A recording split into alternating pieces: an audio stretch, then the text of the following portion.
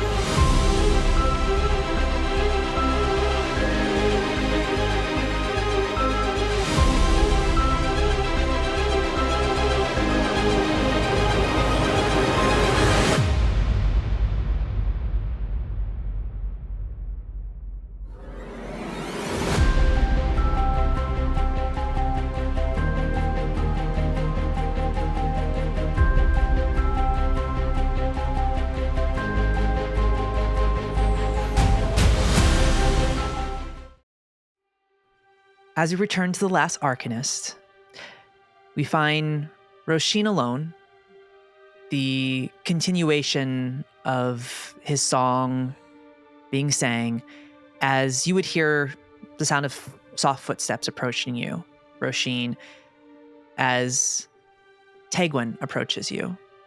She walks up next to you. I imagine you said you were in a tree at this point, right? You had flown up into a tree. I think you would see, as there's another branch kind of nearby, big enough for her to be able to get to, and you just hear a whoop as she appears next to you, just in a flurry of wisps in a kind of gray smokes and shadow as she appears next to you. And she, I think, takes your hand in that moment as you're singing. And once you finish, she looks to you and says, "Don't be upset with them. They made a call as a collective, and we have to accept that. And we will find your aunt, the rest of your people." I could never be upset with them, not really anyway. Can't blame them for it. Besides, this doesn't change things, it only complicates matters. But not, Master Arcanist. I have plans upon plans. I see myself reunited with my kin. One way or another, this just means that the path will be more painful for all of us. Painful how, Róisín? Nothing you will have to worry about. Although I do have a question.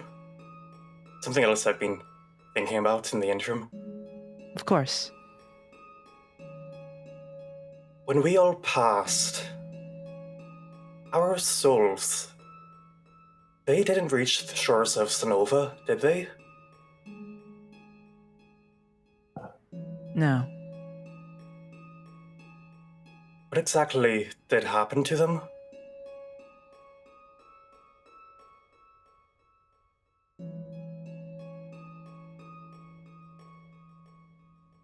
From what I know, there are some individuals known as Veil Jumpers that reside in Lacuna, which is the in-between between the realms of Atalantia here in the material world, Lacuna being this liminal space, this limbo between life and death. And then there's, of course, the other side of that, Oseratos, which is where Ocularis' domain is. And I believe that the Veil Striders that were able to escape the Inquisition of Storms were there and were able to preserve souls from being taken by Ocularis.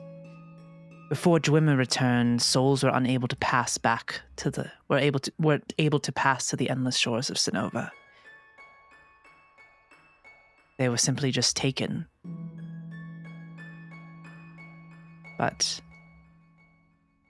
those that still are fighting for the Veil-bound Conclave, where the Veil Striders are from, were able to protect certain souls from being taken. And when I completed the ritual, those were able to be released.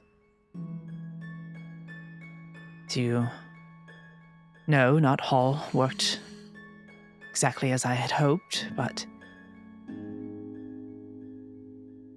that is what I believe happened while your souls never made it there.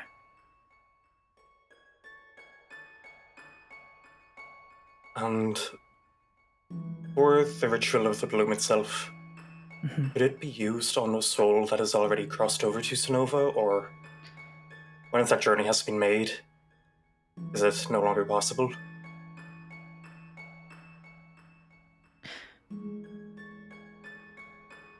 I think it is possible. But the soul has to be willing. It's not as simple as just performing the ritual. It's something the soul has to want to do.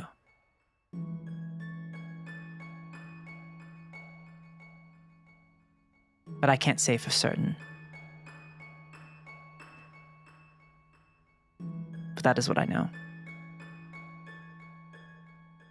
Imagine it's probably easier for a soul that is already here on this side to be bloomed than one that has already crossed over. Just in terms of that metaphysical distance. I imagine so. I'll keep that in mind. May I ask you, is there someone that you are considering or would like to see again? Would like to bring back? Not yet, but I just might have to.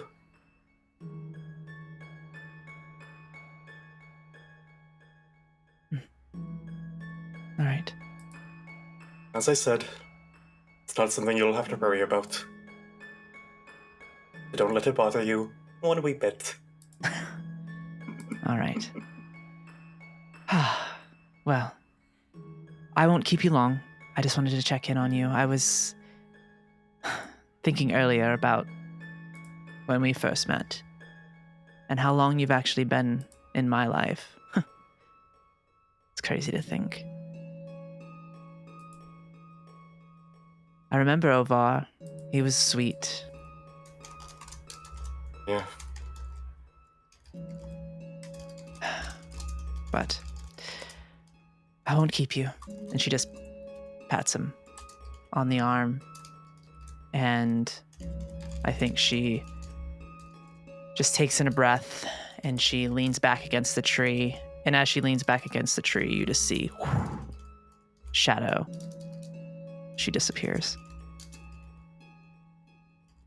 And I think... Like the precocious sweet show woman. She got that from Ovar. I think as she disappears, we kind of, as we see Róisín up in the tree, we kind of shift our focus down and to the rest of the camp here in this small outcropping within not so much a grove. It's more a meadow with trees scattered about, bramble continuing to move and weave itself through this space within the Whispering Woods. But as we kind of shift our focus away from Róisín, is there anything anybody's working on for their long rest? Because mechanically we're heading into a long rest, and I wanted to give an opportunity if anyone needs anything, they would needs to do anything or any kind of preparation they'd like to make. This would be a time for it to prepare yourselves for the next leg of the journey here. Question: I can't remember for Doc learning sign language with Elanor. Was that did we consider that a project or was that preparation? Yes, we considered that a project. Yeah, I think I've given you though, like I've almost like double combo. I've like kind of comboed it, like given you the hope to do it. So it's one of those special circumstances where I would bend the rules for that a bit. But yeah, it's definitely a project for sure in that moment. Yeah. Got it. Then I think that's certainly one of the things Doc is doing. Awesome. Cool. Yeah, I think as you work on that, and I think you're getting closer. It's a process. It takes time to do that. But because in Doc's knowledge is 2, right? Would you say it's 2, right? Let me check.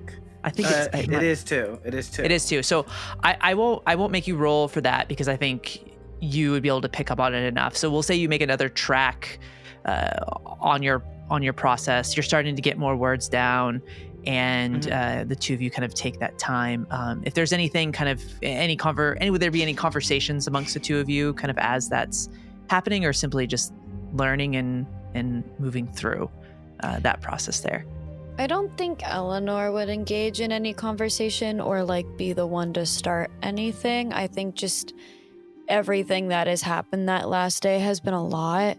So I think it's just for Elanor, mostly just like going through the motions of like, okay, like what words do you need to know? What words are important to know? What, that kind of a thing. I don't, Elanor isn't like, not that she's an overly chatty individual as is, but I think it's definitely a lot less small talky than she would normally allow for, if that makes sense. I think during like the sort of like working through everything and like getting everything down, Doc is certainly trying to get like expressions for like danger, like directions, things that will be very useful for them on their journey. And I think afterwards, after it seems like the lesson is done, sort of, I guess, probably noticing that Elanor isn't as lively in this moment, Doc would go, thank you for the lesson. How are you feeling? I'm fine. Are you sure? I mean, I don't mean to pry if you're not willing to. And if you're not willing to open up, that's completely fine. That's valid. There are just some things that I saw that I need to work through before I'm ready to speak on it. That's reasonable. Well, whenever you are ready, I'm always ready to listen. I appreciate that. Thank you. Of course, and I appreciate you. Elanor have... I'm assuming so. Elanor would have taught Yara the alphabet, right? Like at probably lesson 1. Yeah. Here's how you do the alphabet. Yeah. I imagine so. I think after like a beat, almost like sitting there awkwardly, maybe allowing Yara the time to be like, okay, maybe we should get up. Like waiting maybe just perhaps a little bit too long. Elanor will say, start working on signing your name. Typically, when it comes to the name, will spell it out with the alphabet, but sometimes people find shorthand for it. So just maybe figure out what that would be. I think you can't really tell because Doc's facial expression never really changes.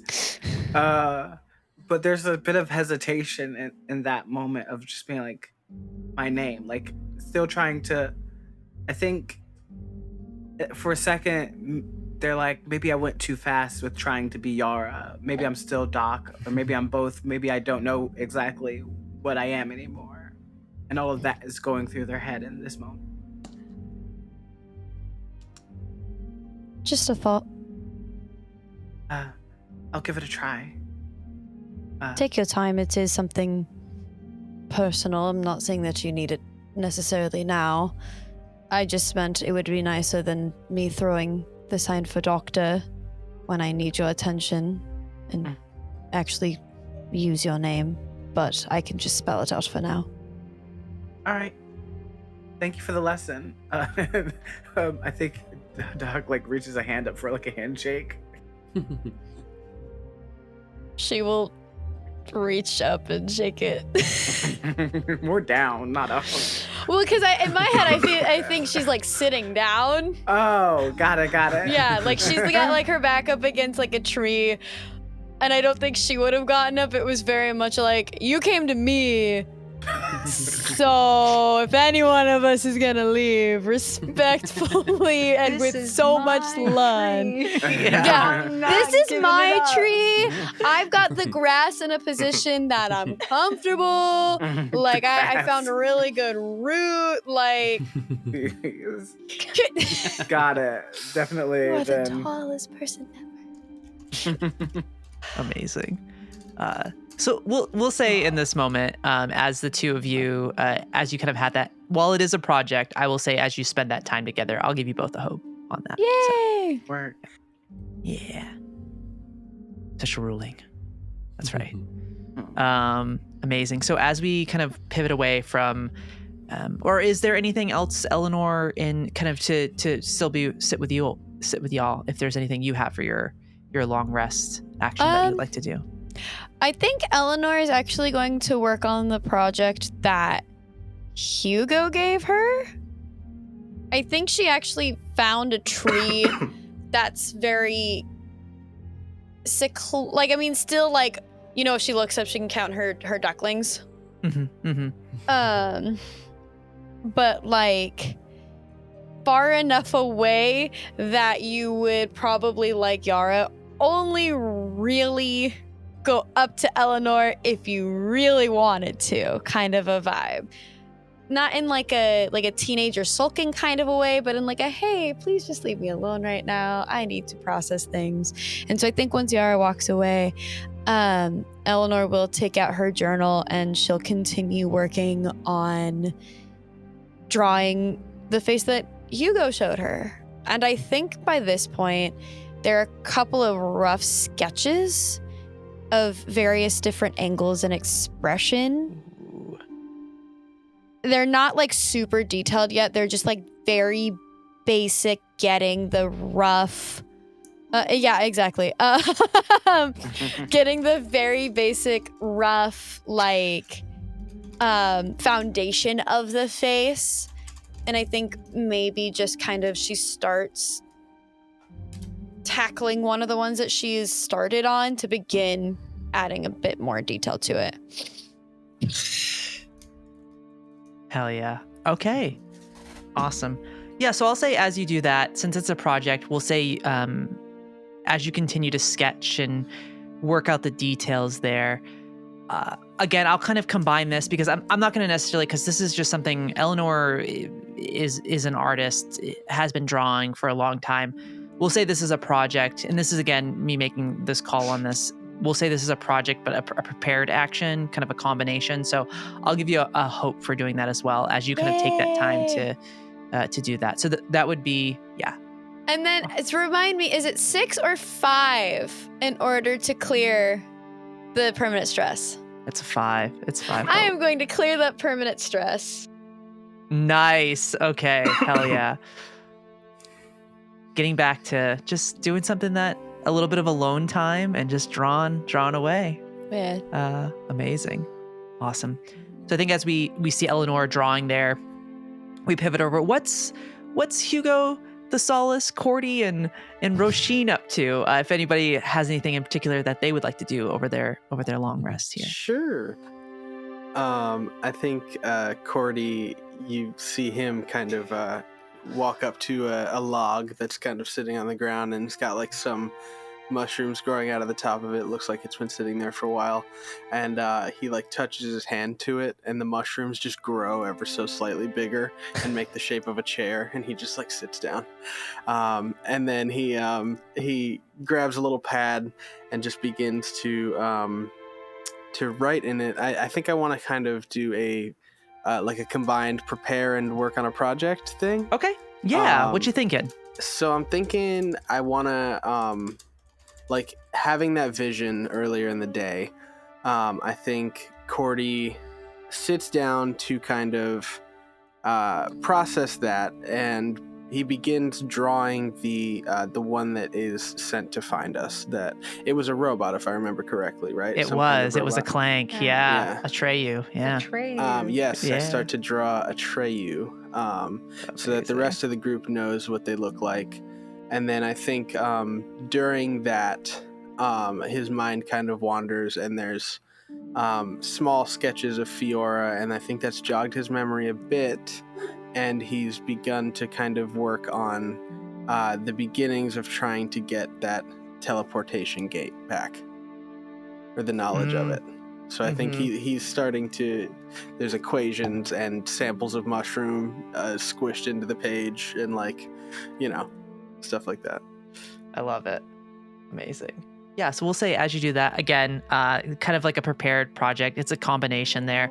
We'll say you gain a hope from that, Cordy, as you work away on that. That right there. Awesome.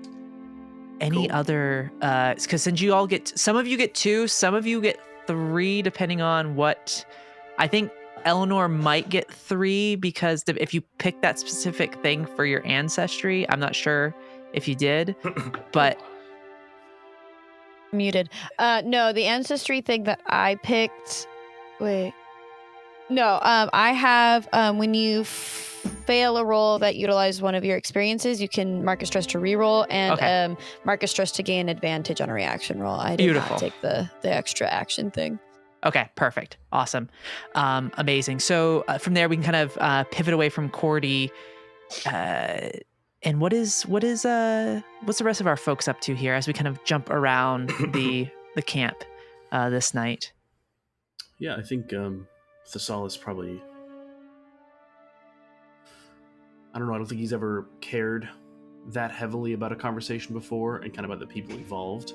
At least not that he can remember. And so I think he's spending a lot of time thinking.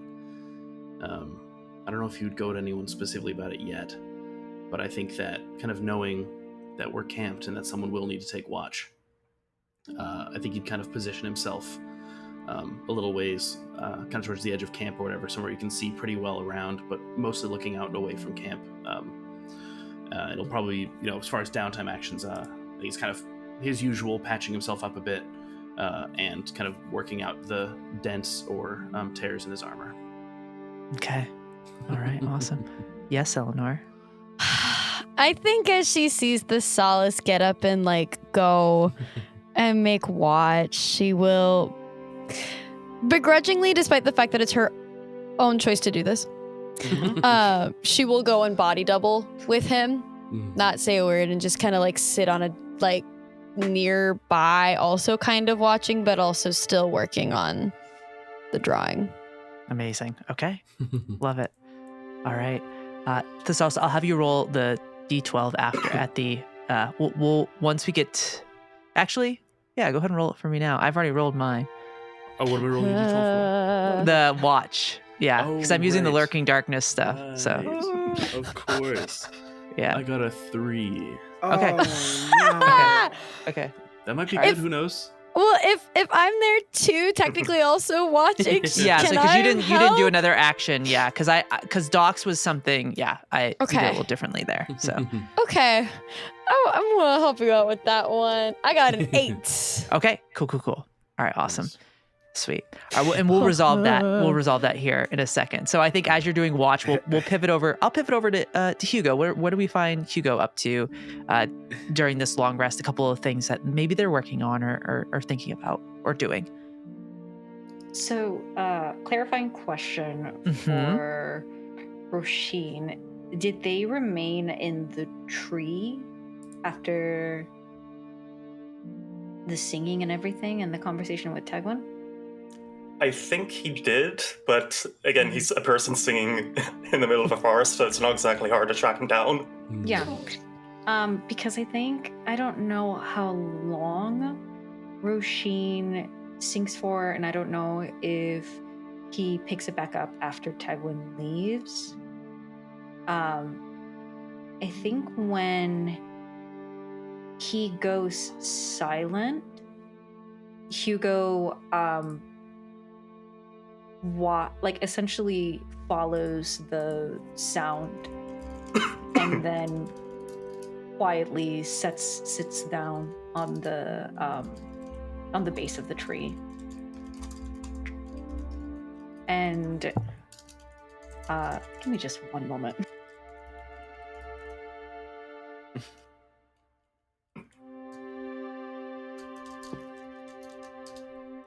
No.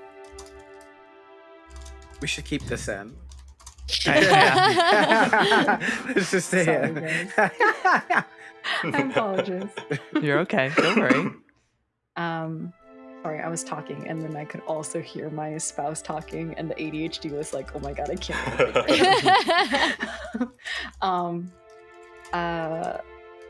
So yeah, they just silently sit at the base of the tree, and I think Hugo's main intent with that is that Róisín is singing it through the forest, essentially as a big I'm right here sort of like situation.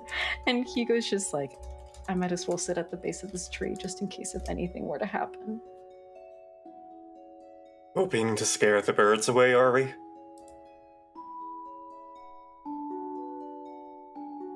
I thought you'd fallen asleep. Not yet. Or too early to drift off into reverie. You shouldn't be alone out here. I'm not that alone. Auntie Caw is out there somewhere, not too far away.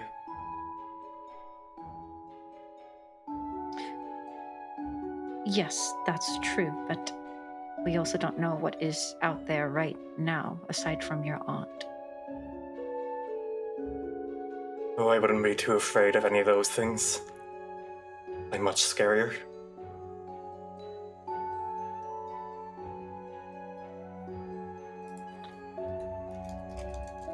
I'm just simply making sure that you are safe and not alone. And I appreciate it. What about you? You feel safe?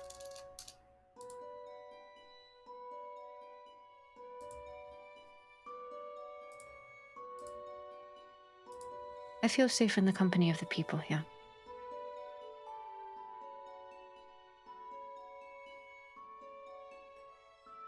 Overwhelmed, but safe, yes. Well, wouldn't want you to be just whelmed. Where'd be the fun in that?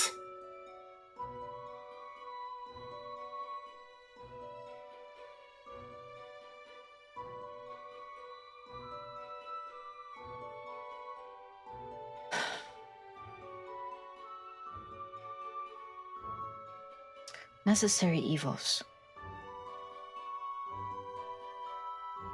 Yes? You said that. You said it was important to know and to understand what necessary evils are. This is a cruel world that we live in. You said that when we tried to explain to you why we wanted to focus on one thing.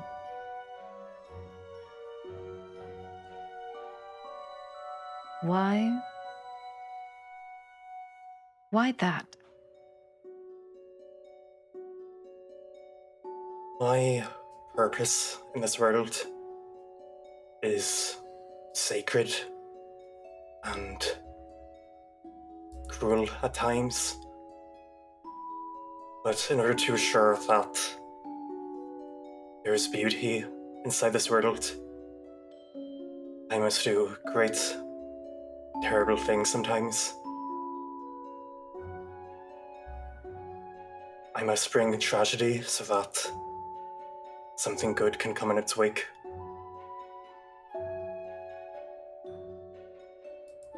And if we want to clear the path for something beautiful to come, the wake of all this tragedy, well, we have to be prepared for what cruelties we must enact along the way. And that includes seeing your aunt who's potentially been marked as a dangerous person.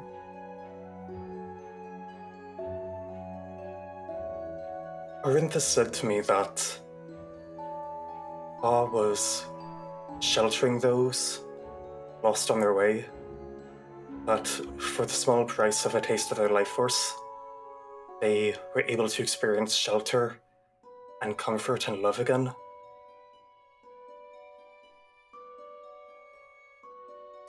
Can't see that as someone who is completely lost, at the very least not completely taken into Ocularis' grasp.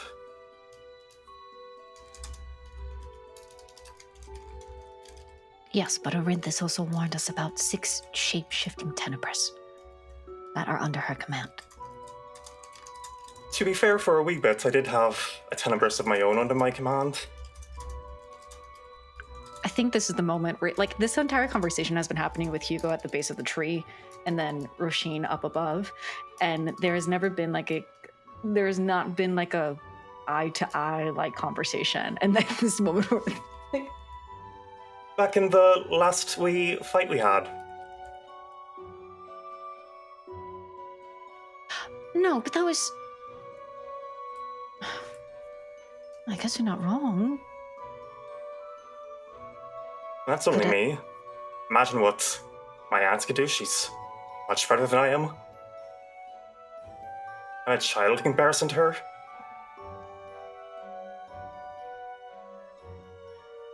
I guess when you put it in that perspective, yes. That does imply the thing that I'm more worried about, which is if the rest of my family has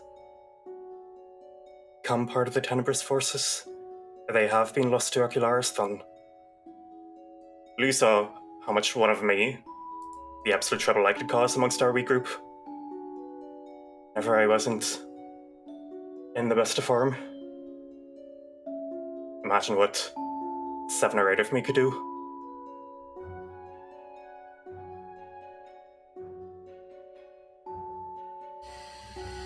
Happy thoughts.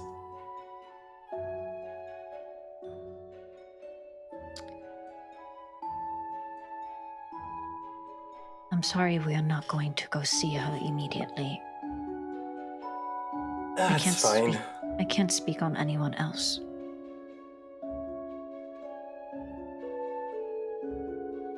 I am a slave to my fate, and fate I have chosen is you lot, so as long as you play your music, I shall dance along with it. I don't play any music. I don't play any instruments. We'll have to fix that, won't we?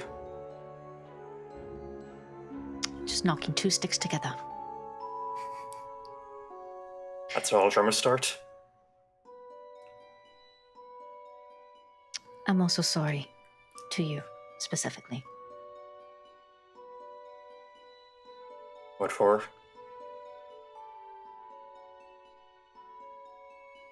I overreacted. I think I said some things that were rather rude about you. Well, you were also quite overwhelmed. It's natural. Well, you said it yourself. Apparently, it's more interesting to be over than underwhelmed. More is more. But still, it wasn't fair to you.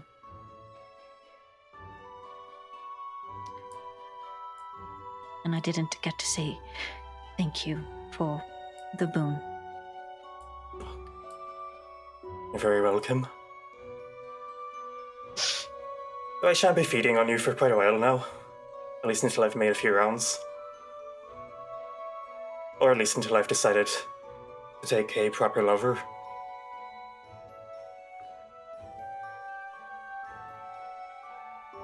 I still don't understand why you didn't ask me for the help earlier. But you made your decision, and things are in the past, and there's no reason to crying over spilled milk. I was going to, but, well,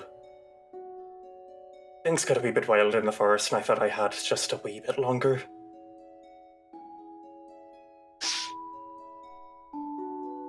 I wasn't expecting a fellow Fae to leverage my worst instincts against me.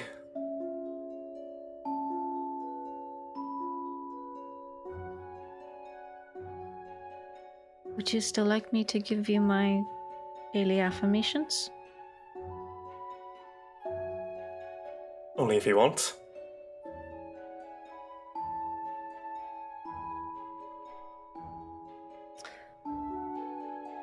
I unfortunately suffer from a very, very deep-seated sense of poor self-esteem. Terrible. Fatal even. It seems like it. And I'm realizing that maybe that's the reason why I find it difficult to do. But maybe if I focus on it, it'll help. It'll ultimately help.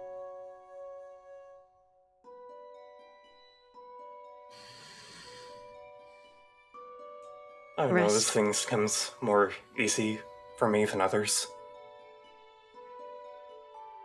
Probably because of my connection to the domain of grace. Makes it far simpler. Right. Yeah. Why don't you sleep? I can stay up.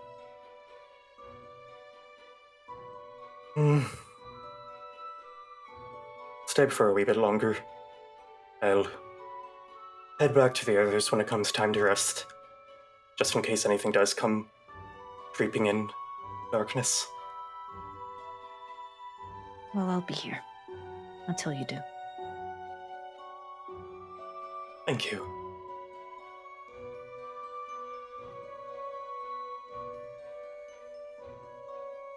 Hugo just holds their staff close, kind of stares out into the darkness.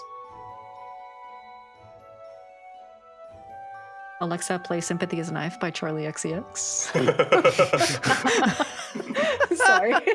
No, that's all good. That's so good. I couldn't even be here if I tried. Sorry. No. Incredible. Someone's gonna make a diss track about you. Don't do it. No. Amazing. So I think as you kind of step to the side there, Róisín staying for a bit longer as everyone kind of takes rest.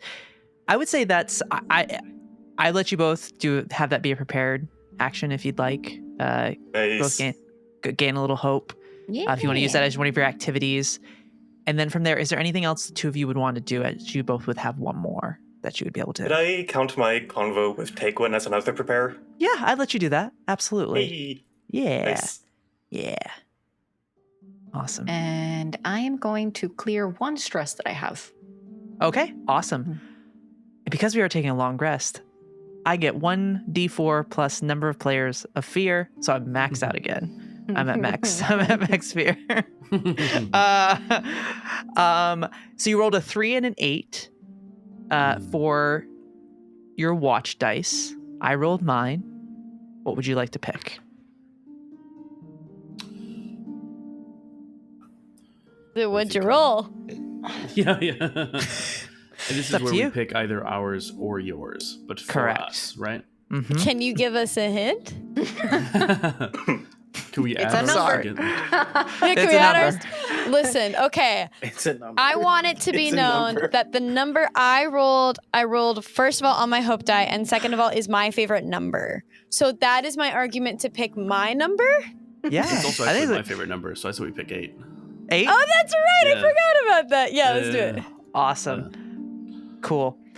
I rolled an 11. So, All right. That's Well, my favorite number. No, for real though. See, if you 11 had is- told us, we would have picked it. Amazing. So, it's as if we're as you missing all some key patient. take this I know. long rest Felt this intentional. evening, it gets a little bit darker here in the woods. With Arinthus gone, this forest spirit leaving this place for a time, you hear the crackling of the bramble as it continues to stretch and wrap itself around the few trees that still have life here. You hear the occasional squelch of some type of creature escaping the bramble that's trying to grab it. As the shadows grow more and more, in the sky itself, through the bit of break in canopy, stars are much brighter tonight as they look down at you. He watching. And I can't max out I can't get any more fear since I'm at max, because I would get 1 fear from that. Oh, but- rats. Rats. Wow. I know. But you all wake up to pretty much the same. It's twilight out. It's still a little dark. You're still here in the Whispering Woods, but you still have another 2 legs left of this journey to the Gloom Peak Sierras. So, as you get up this morning here, it is a matter of navigating through the Whispering Woods. You'll reach the edges of it over the next 5 days that you travel, as it'll take about that, and you'll start to get into the plains that exist outside of the of the Whispering Woods as you continue along to the Gloom Peak Sierras. As you reach the edge of the Whispering Woods, once we get to that point, you will be within the region of Viensola. So, that said, Elanor, as you are our ranger here, this being a place you know quite well, the Whispering Woods, as you take it in, a lot has changed over the past 200 years. You're familiar with the special kind of bramble that exists here in these woods, almost has a sentience to it, but it has spread. It is more sickly looking than it was when you were first here. The vine itself is very much almost this dark crimson red, and the thorns upon it are this almost neon green as they stretch through here. And as you move through, I'm going to have you, as you navigate the group through these next few days through the Whispering Woods, could I have you make an instinct roll for me as you navigate? Boy. Oh boy. Is there any... Oh, I don't have any hopes. So just kidding. I don't need to be hopeful. Okay. That's not the worst, except it's not the best. I got an 11 with hope. 11 with hope. Okay. Awesome. So as you all follow Elanor here, moving through, there's points when you have to push through bramble. You would feel it pulling, scraping across your metal body, cutting into, like scratching across. Anybody that's dealt with bramble before, kind of going against like almost like when an animal scratches you, those kind of red marks it leaves afterwards. Especially when there's those little vines. Oh. And like it gets like it's the ones that like you're trying to like pull away, but they just keep getting stuck. Yeah. Yeah. Yeah. You feel like attached to your burlap sack body, and like I think as you move through, they catch on some of like Cordy. They catch on your cloak, the fabric of it, getting caught in Róisín's wings as you go through the bear pelt that is upon Thessalus as you push through. And there would be points where you would reach these almost marsh-like areas as you feel that just through as you walk through this space. And you eventually, I would say getting through the Whispering Woods takes about 3 days to get through the Whispering Woods as you push through it. And Funnily enough, in 3 days, I am supposed to feed again. Based on my counter. So as you, I will say, as you reach the edge of the Whispering Woods and you come into open landscape, there is what you see in front of you, just to paint a picture here.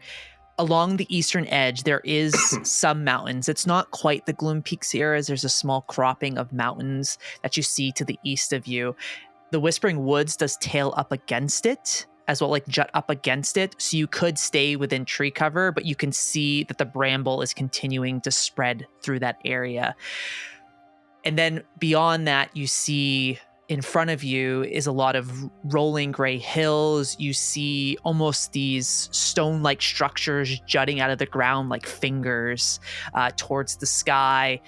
To the west of that marsh that you started to deal with a little bit within the Whispering Woods starts to spread out further. There is a large lake to the west, and it seems that just over time, the way that the earth has shifted and changed, the ground itself is sopping wet and to the west of you. But there are these rolling hills that kind of shift into these gray sands where those almost monolithic stone fingers jut out of the ground as you come out of the Whispering Woods.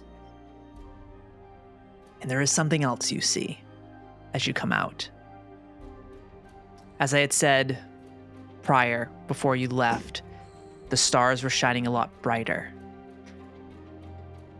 Does anybody look up at the sky as you come out of the Whispering Woods? I'll look Yeah. up. Yeah. Okay.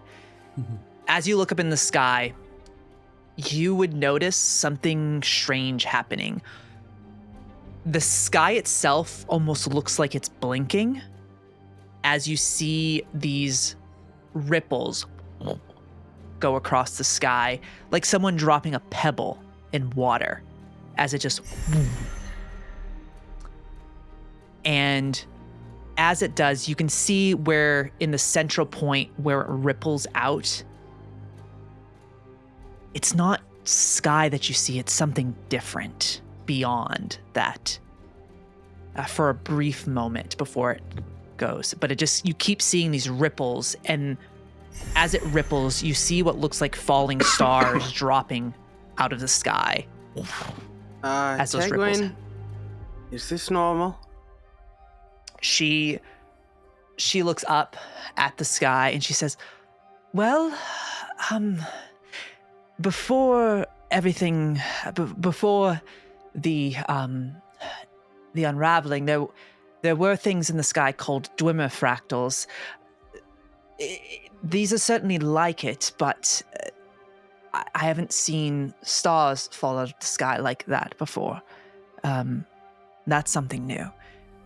And I think she just continues to watch as you see what looks like, the stars falling from the sky. Like you see a blink, like the stars blink, and then as that blink fades, we see a ripple, and you start to see a spark of light fly towards the ground. Where are Be they prepared. landing? Off in the distance, not like within your proximity in this moment, but certainly falling out of the sky here. Like, are they landing towards the mountains, the marsh, or the hills? There are more landing towards the marsh. There are some Okay. that are landing, I would say, directly north of you where you are heading, but very much more of them are landing towards the marsh near like where if you would have taken that path, landing near where the city where the Onyx Citadel would be located in Navaris. Yeah. You mentioned the monolithic stone like protrusions. Is that in the direction of where the Onyx Citadel would be? It certainly looks like it's like pointing in that direction. They look like just kind of sharp clawed fingers like jutting up out of the ground in that area. As you exit out of the Whispering Woods. We don't know anything about what this could be. These could be Tenebris he's sending down. This could be a good thing. Keep an eye open, everyone. Could be your big man up there clearing the sky to make space for his new domain. Oh no. We should probably get a move on. This seems not good. What would be the fastest way, based on my knowledge, to the Gloom Peak Zeros? Yeah. You could certainly push, like, I think moving alongside near the woods, like not going into them, but I think moving along the woods would work well, because you could get yourself a little bit of cover, because there is a bit of canopy that goes over. If you continue straight forward, just continuing on that path, there will be a point where you reach a bit of area where those monoliths are jutting out that becomes a bit sandy. So it'll be, if anybody's walked on the beach in dry sand, you're hoofing it. So you would see that in front of you. So I think along that eastern ridge around that small cropping of mountains, as you look at that, Elanor, and with your knowledge, the ground seems more stable. And moving along that would probably be the safest route and the fastest route at that point.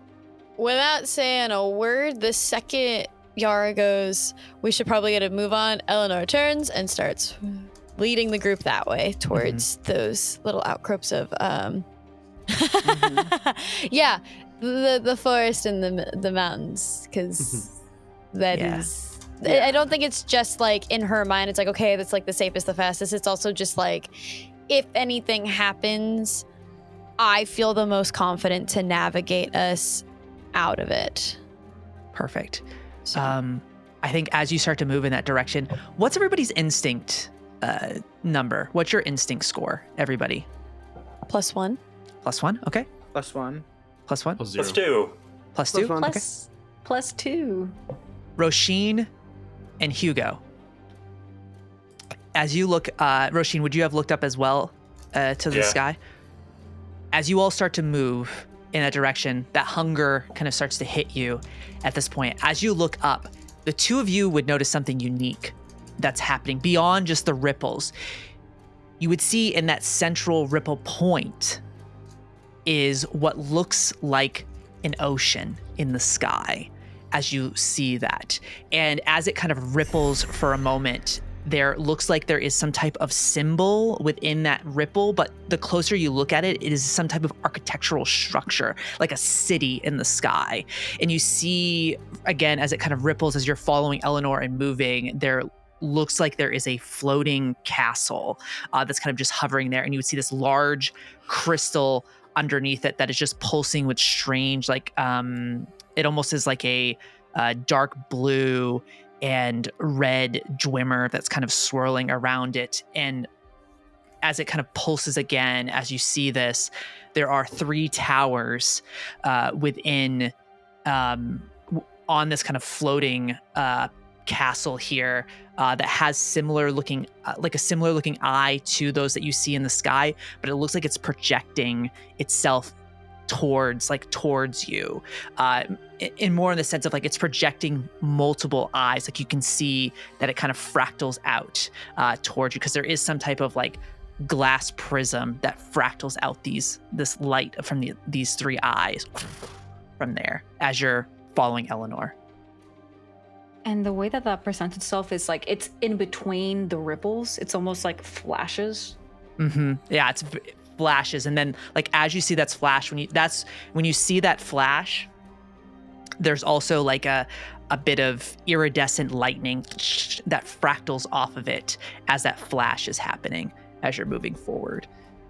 But yeah, that's what with your 2 on your instincts, you would see that as kind of you're moving along there along the side.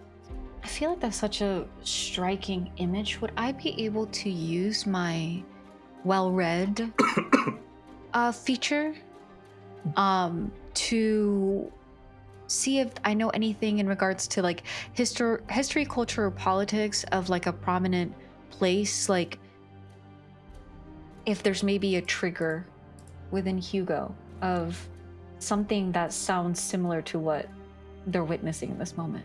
Yeah, if you want to make a knowledge roll for me, and I would give you that, you would have advantage with that with your community. And could I I'll do a knowledge roll, and then I'm gonna spend a hope to use my mindful bookmark ability. Okay. Or experience, I mean, to add a +2. Okay. And then oh god, I forgot I have new dice. Damn. Wait a minute. Shit, everything's different. Everything's different. Okay, give me a second. You're all good. You're all good. Oh, please don't go over the side of the thing. Not bad, guys. Okay, so that is a and I can roll with advantage because I have the well-read. Yes, you can. Yep, that's correct. Ooh, that's a 6 on the die, right? Because advantage is plus. Yeah, it's a there's a plus d6. 6. Yeah, a 1d6. Cool. Yep. So that is a 13 plus a 6, so that's a 21 plus a 2. That's a 23. With hope or 23 fear? with hope. With hope. Mhm. Amazing. Ooh. So as you kind of looked at this, you are able to confirm that these are Dwimmer fractals. From your knowledge working at the Citadel, it's funny because this segues from something I was talking about earlier, interestingly enough. These Dwimmer fractals are how the Veil Striders would move in between the realms. Move in between the realms of of Atalantia and Lacuna, and kind of move and help souls to the endless shores of Sonova. But at the same time, as you look at that, there's also the other layer to that. There's the Twilight, that particular space and time. It's almost like a 3-layered piece. And as you look through in this moment, it's a very obscure knowledge, but working at the when you worked at the Citadel, there's a lot of obscure knowledge there, and you would know that in that moment that memory would flare, and what you are bearing witness to is you are seeing like Oseratos. This is the domain of Ocularis that you are bearing witness to in this moment, as you see this floating city here, or the city that floats on the water, and then that kind of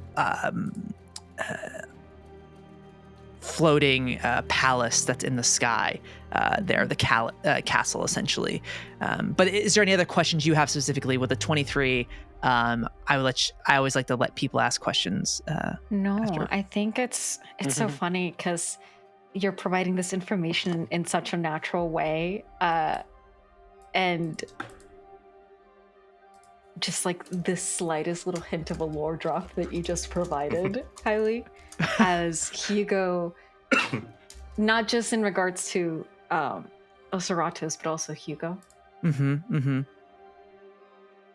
Where Hugo looks at this and has that flash of a memory and also thinks, the Citadel.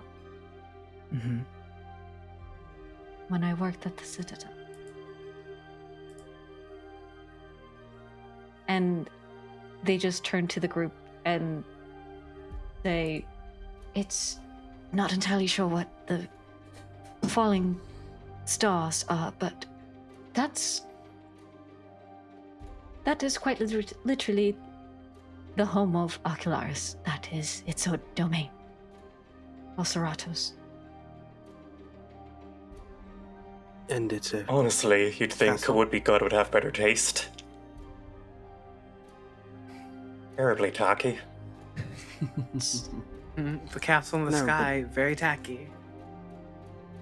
I guess the most concerning part of it is the fact that even we can see it from down here. The veil between us and it.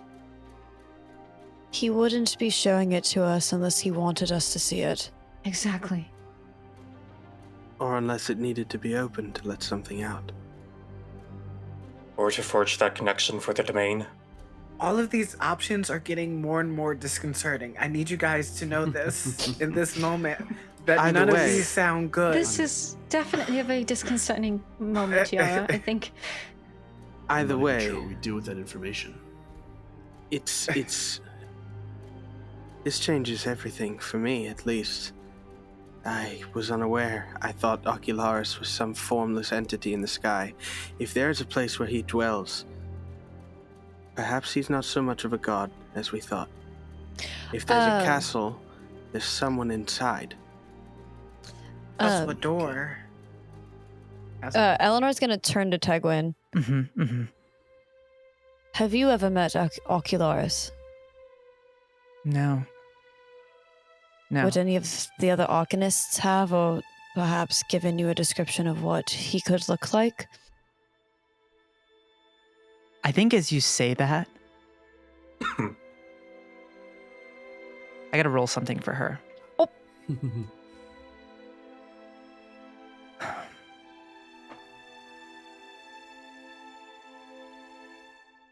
She, as you say that to her, she says,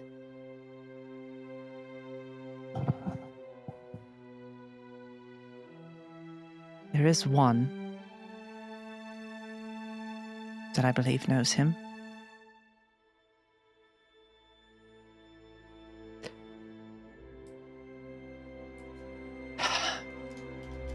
Sorry, and she's signing this to you. She would say, Dolreth Foray. She held the Concordia prism. The prism of unity.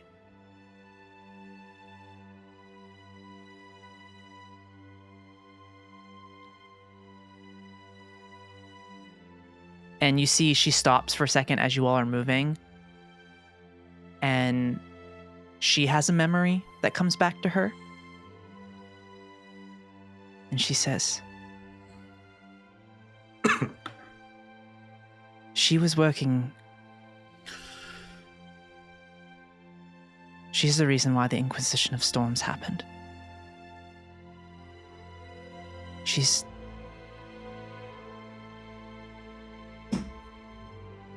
betrayed the rest of the Arcanist. I believe, if my memory is correct. It's still fragmented. But if she betrayed them for Ocularis, there's a chance that she's still alive. Possibly. If she's still alive, perhaps she knows how to get into the castle. Possibly. Or Well, could be persuaded to tell us. But that's just it. This is.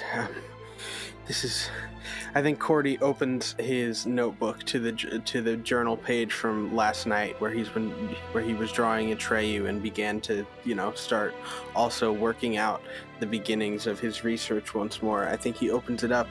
If they could send him to us, then it's possible for us to send someone to them. But what if it's also possible for us to send something there? I think if anyone could figure it out, it's probably you. Hey, thanks. This is a bunch of gibberish to me, nearly. I'm not really one for history or whatever that is in the sky. Still, this is a wee bit of a distraction, isn't it? Our goal isn't, at the moment, to enter into his domain. We're trying to prevent a connection from his domain from being built in the first place. And even after that, we have the tablets to hunt. You're right. I feel like It's a this is terrifying prospect long we're facing, but There's a lot happening. There's Yeah, we have other priorities at the moment. There's a great feels person like- out there who's written this all down and was like, let me throw it all at him.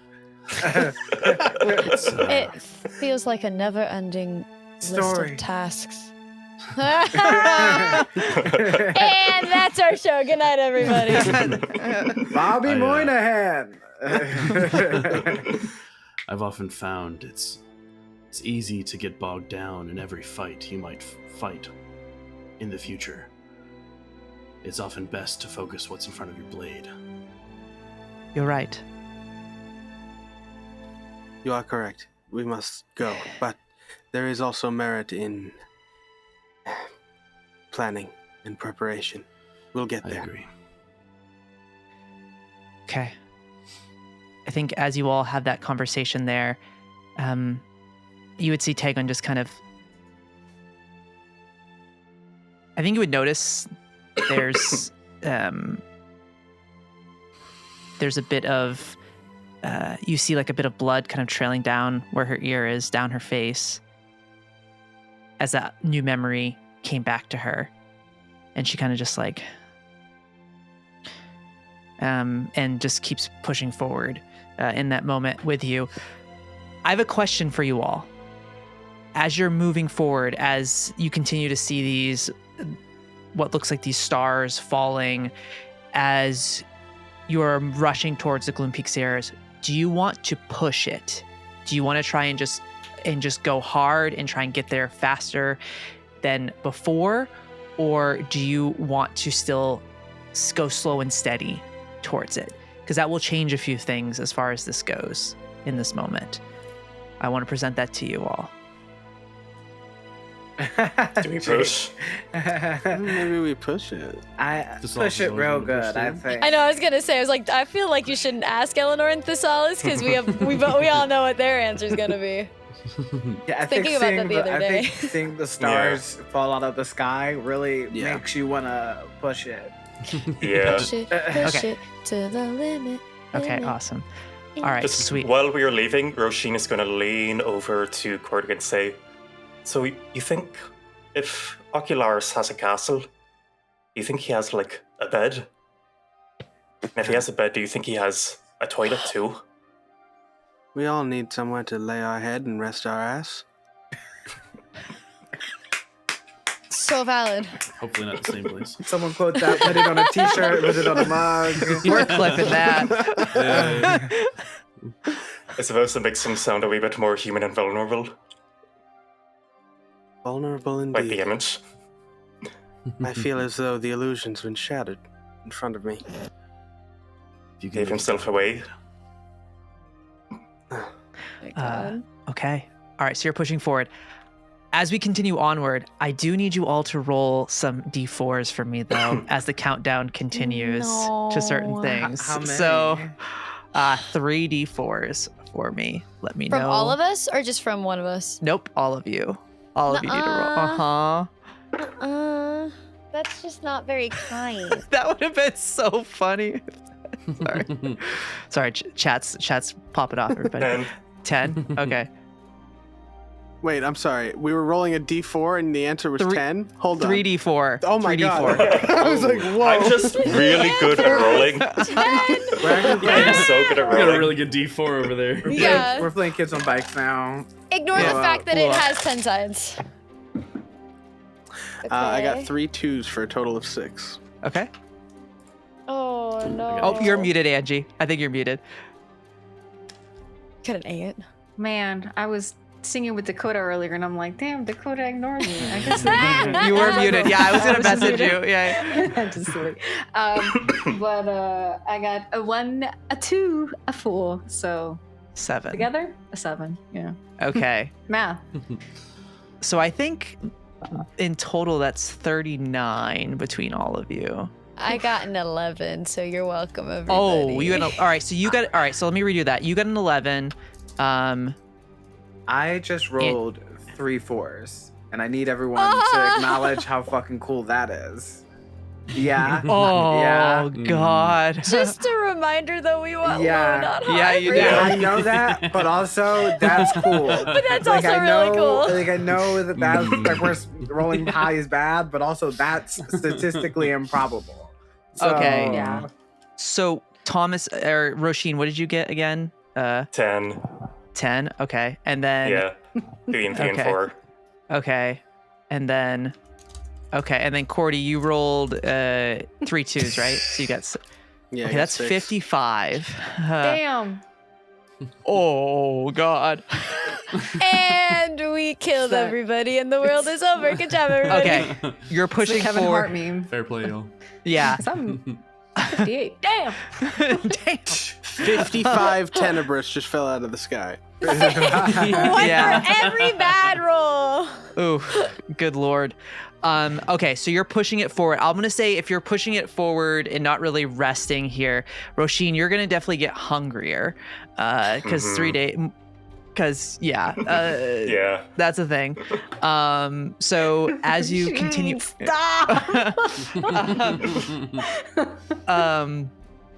as you move forward, eventually, as the days continue, as you just hoof it to this location, the Dwimmer fractals do stop towards within a day, roughly. They stop. And then they pick up again in a couple days as you continue onward. It's kind of in different in increments as you continue onward, and eventually you reach a point where you find yourself at the edge of this village, and you would see the mountains would start to grow bigger as well as you're getting closer to the Gloom Peak Sierras. And one of you, this village would be very familiar, as this is the village of Talua. God damn it. And I was waiting. I'm like, whose is it? Which one of Which one us? of you? Yeah. There's 2 of us from this region. Which one of us? Aubrey. yeah. So you see this village here. You see the river that ran through it from the mountain range that kind of wraps around the entire village.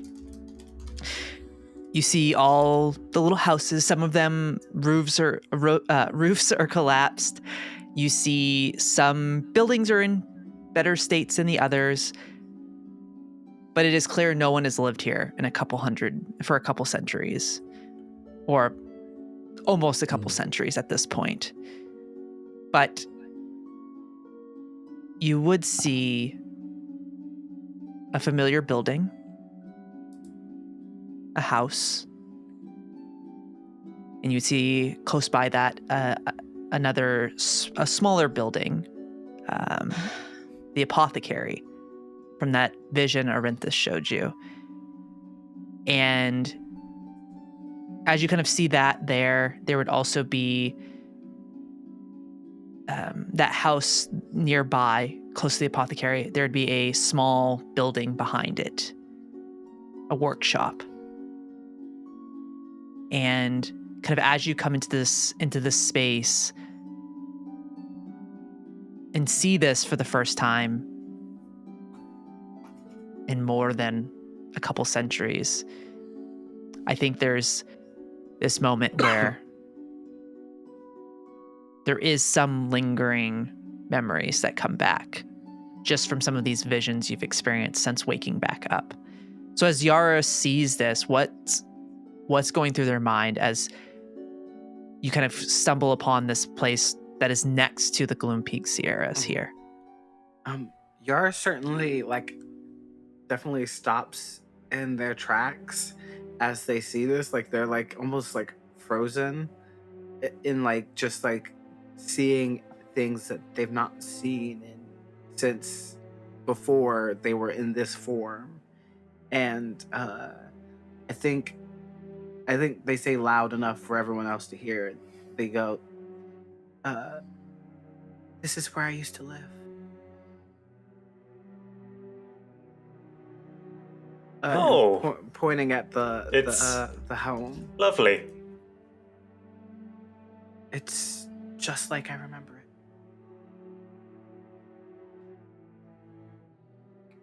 How well do you remember it? Very little, but in the glimpses I've gotten of memories, it hasn't changed really. In my most recent, Care to show us around?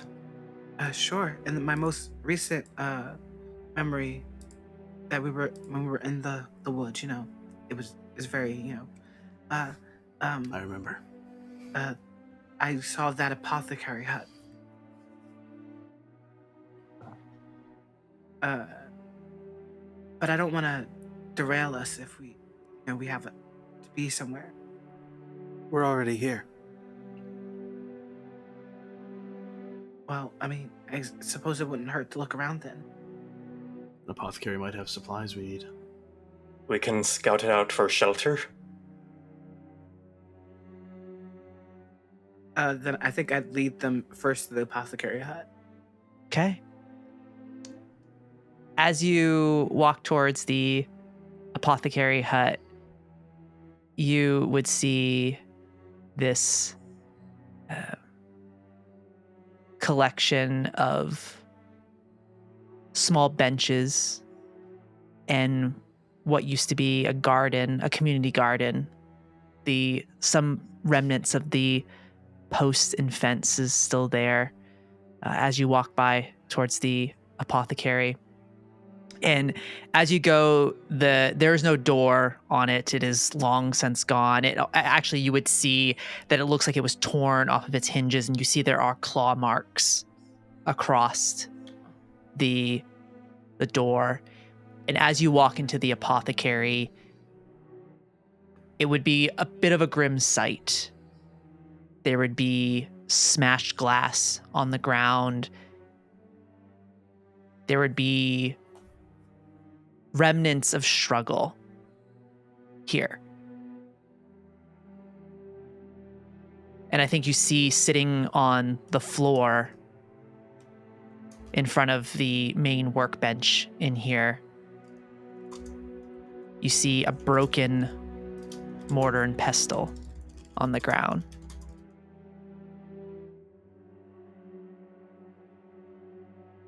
And there are some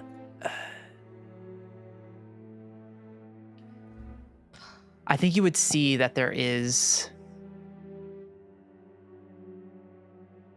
some boxes that have been flipped over in the back but are not in states of disarray or decay. And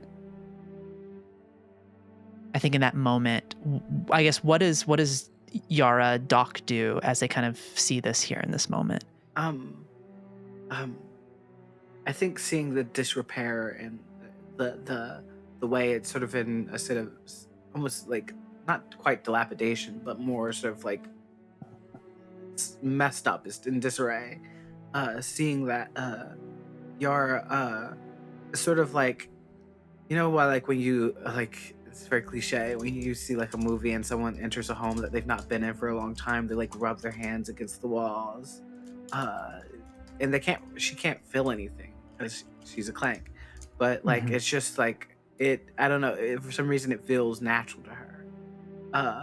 And seeing the boxes in the back, I think Yara will go to them and try to see if there's anything inside of it or it's labeled at all. Yeah, I think as you go back, you would see that there are on one of the crates. There looks like there.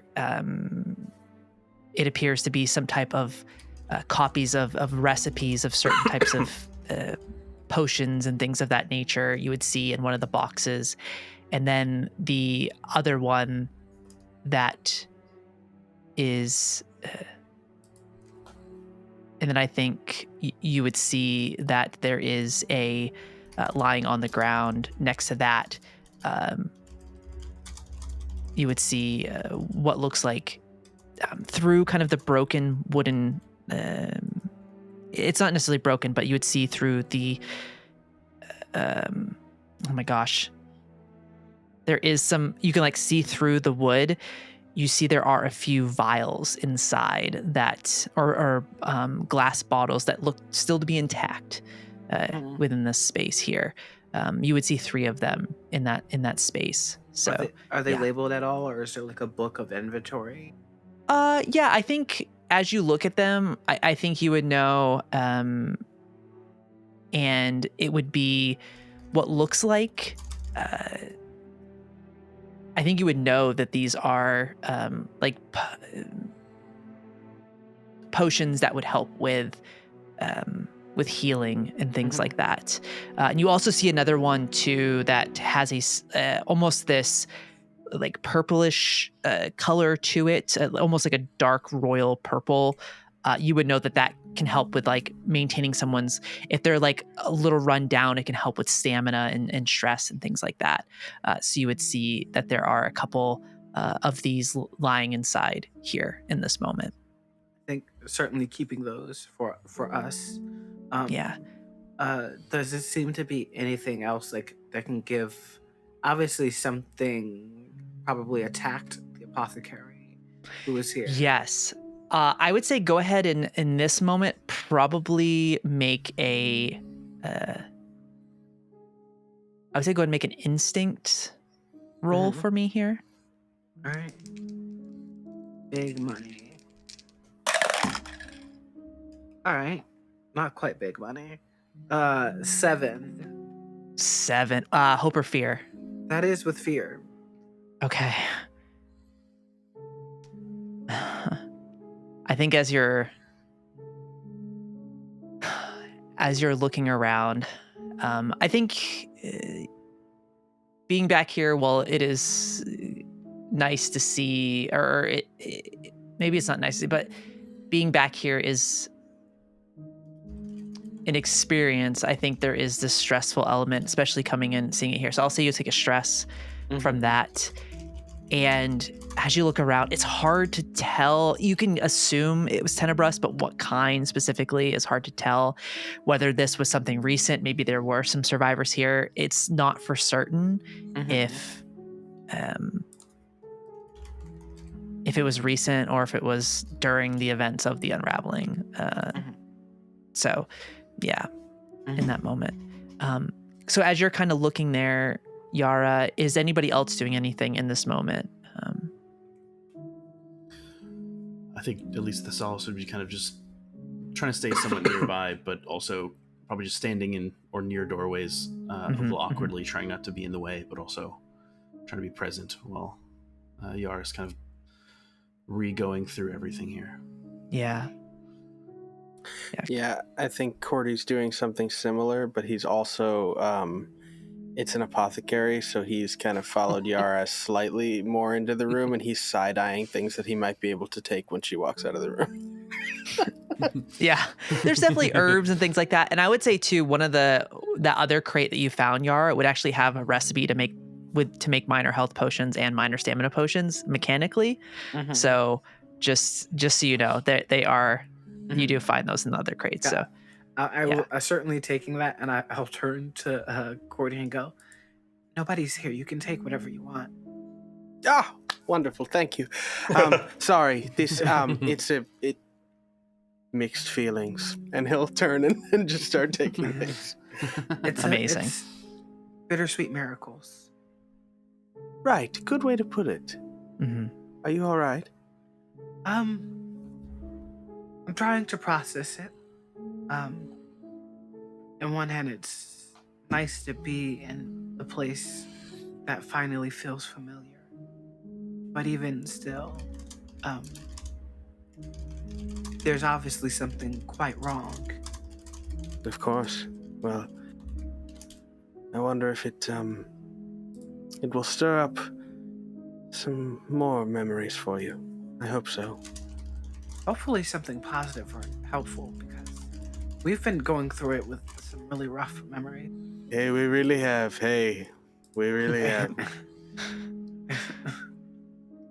I'm happy you have something to grieve now.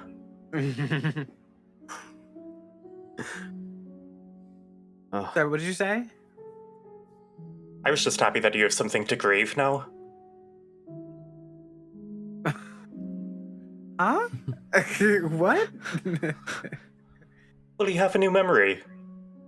A new emotion. I guess in a way it is better to have something to grieve than to have nothing at all.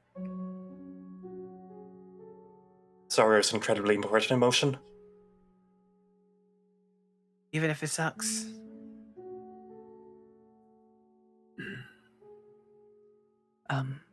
I think as you all kind of take this in here,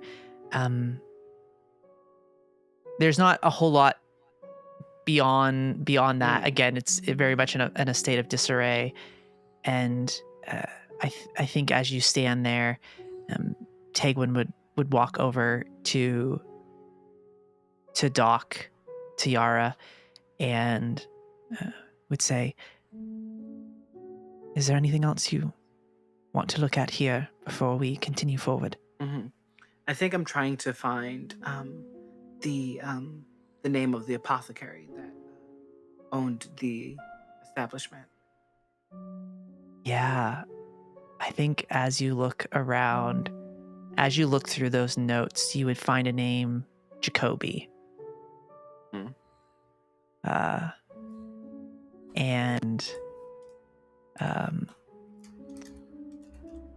And it would just be called Doc's Apothecary. But the owner of it, in all of these notes and little scribbles, you have to really take a moment to focus on what it says, because it's very tiny writing. Jacoby seemed to be very, would use every single space and inch of a piece of parchment paper. It is very tiny writing, but as you look at it, you would be very familiar with it. But yeah, that's the name you would. Yeah, that's the name you would see. I certainly would take any loose parchment that has any handwriting. Yeah. We can go to my home next, or we can find where we need to go. We obviously need to go to the fighting pits. How much farther away are we from our destination, Tegwin? Not too far. The mountains are right near here, and I think we have less than a half day's travel to get to where we need to be. I would say less than that. We're going to have to climb into the mountains. Inside of them, likely. Should we risk a rest here, or should we continue going forward? Might be good to... I always prefer a roof. Well, I think that's valid. my home is your home. All right. And I think, she would say, show us the way. Sorry, really quick, as everybody kind of walks out, as Cordy is kind of just still grabbing some things like the herbs and things like that in here, is there one thing that I maybe see that I could maybe think Doc might be interested in?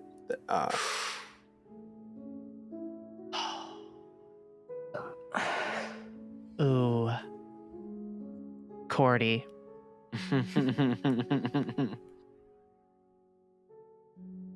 I think you find...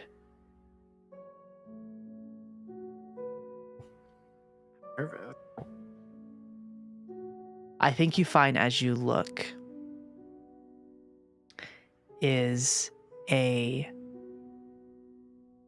everybody else leaves, kind of tucked away, as you move things around to collect items, you find a folded piece of paper or piece of parchment, and it's a does he look at it? I guess you find like a piece of parchment, kind of it's partially open. You see there's some type of image on. Yeah, Cordy would absolutely look at it.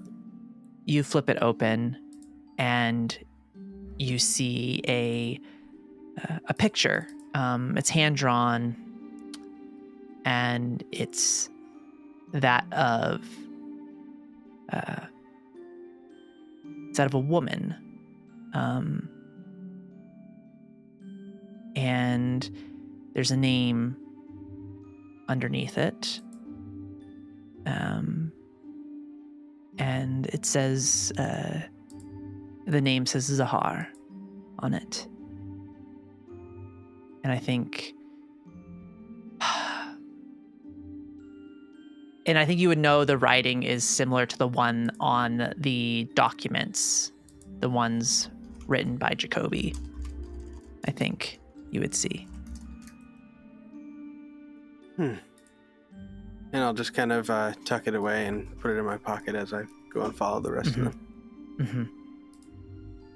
All right. So as you follow Doc, is there anything else Elanor or Hugo or Róisín are doing this moment? Just kind of quietly following Doc through the space here.